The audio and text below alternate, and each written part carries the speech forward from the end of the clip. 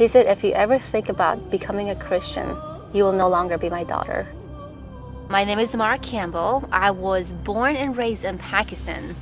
I was born and raised in Peshawar, Pakistan, and we moved to the U.S. in 2003, in August 2003. I went to elementary school all the way to college. I got my bachelor's degree at UT Dallas, and that's where I met my husband in the last semester of my bachelor degree.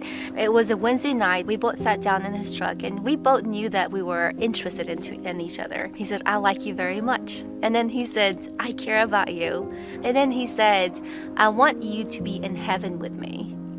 And that's where there was goosebumps. The concept of heaven is obviously introduced in Islam. We grow up with knowing heaven and hell. So he asked me to read the Bible with him. At the time, I had never touched the Bible. We have been told that it's corrupted. I said, I'll look at the Bible with you if you can look at the Quran with me. My husband, Wes Campbell, he was able to learn about the culture of Islam.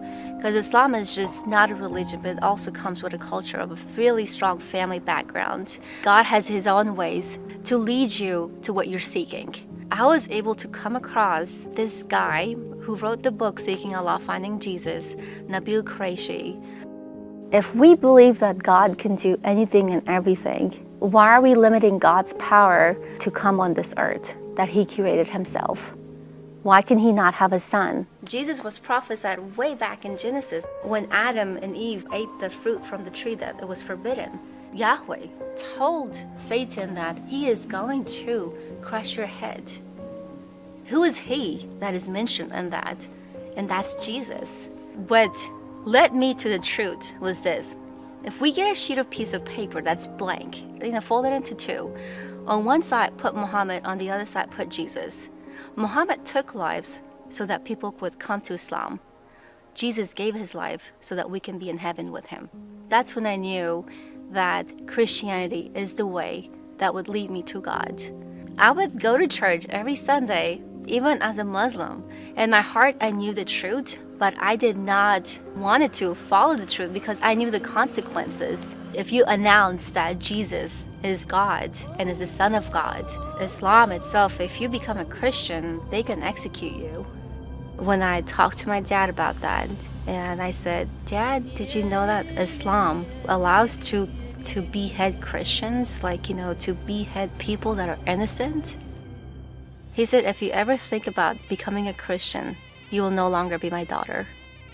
So I was in a very big dilemma in my head because I knew the truth, and yet I could not accept it. I knew that once I would accept Jesus as my Lord and my Savior and as God, I would lose my parents. I would lose my connections with my family, with my brothers, with my sisters that I grew up with for the past 20 years. And one night, I laid down in bed and I knew I was overwhelmed. I knew that I had been carrying this burden on my shoulder. All of a sudden, I closed my eyes and I said, God, forgive me because I could not accept you for who you are. And it was at that time that Jesus appeared to me. He had a great, wonderful, smiley face. I would not call that a dream because I was awake. It would be a vision for sure. And it was at that moment that I decided to follow Him, regardless of the consequences. What we need to do is keep our eyes on Him so that we can see that plan, so that we can hear Him talk to us and tell us what we need to do. I didn't have the courage, I should say, to tell my parents. I did not tell them face to face. I wrote them a letter. I love Jesus and I'm following Him. I love the next day's feeling, which is April 20th.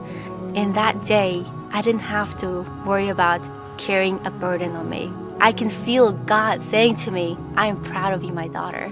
I'm proud of you. Each one of us, God chose us to follow Him. He has a plan for us and to leave everything behind, to follow the one that is true, the one that's the light, and the one that's the door.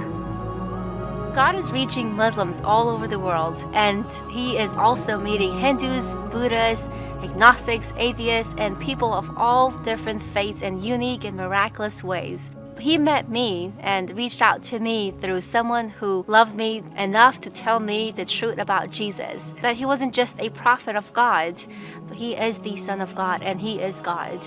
And I'm so thankful that God has chosen me to be a mouthpiece for his love in this world.